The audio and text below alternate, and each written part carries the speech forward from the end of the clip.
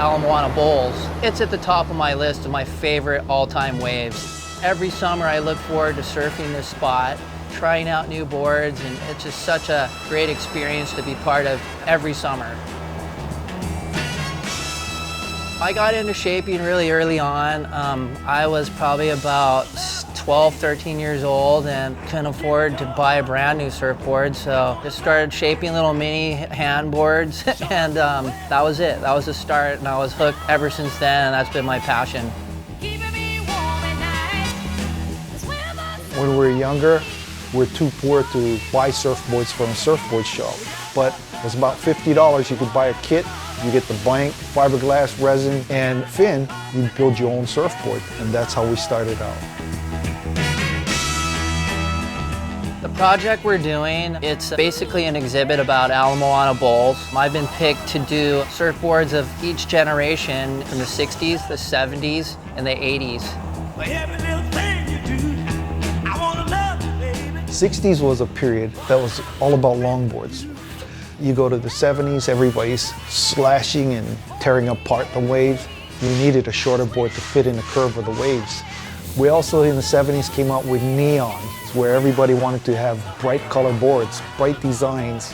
And as we went into the 80s, we had designs progress. We're looking at double wing flyers, swallowtails. We had everything so that we could do tighter turning radiuses.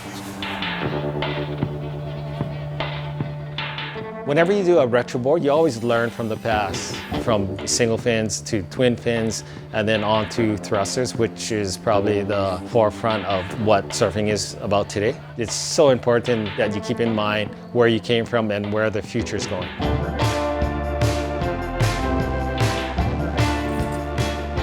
The boards in these era have their own story to tell.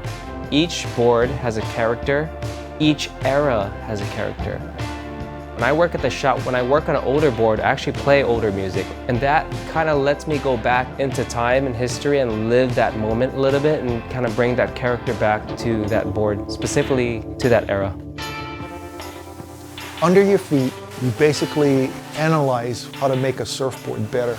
If the board is too tight, you can loosen the board up and make that problem go away.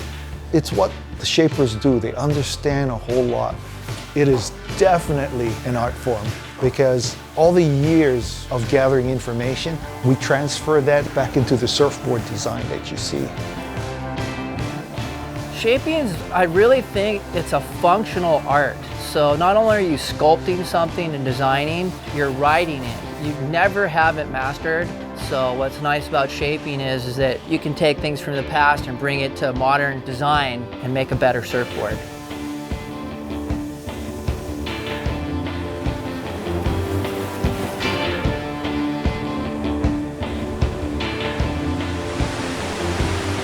We don't build boards because we love surfboards. We build boards because we love surfing. I know it's funny, it's because we build so much boards, but all the boards that we build just still brings us back to surfing.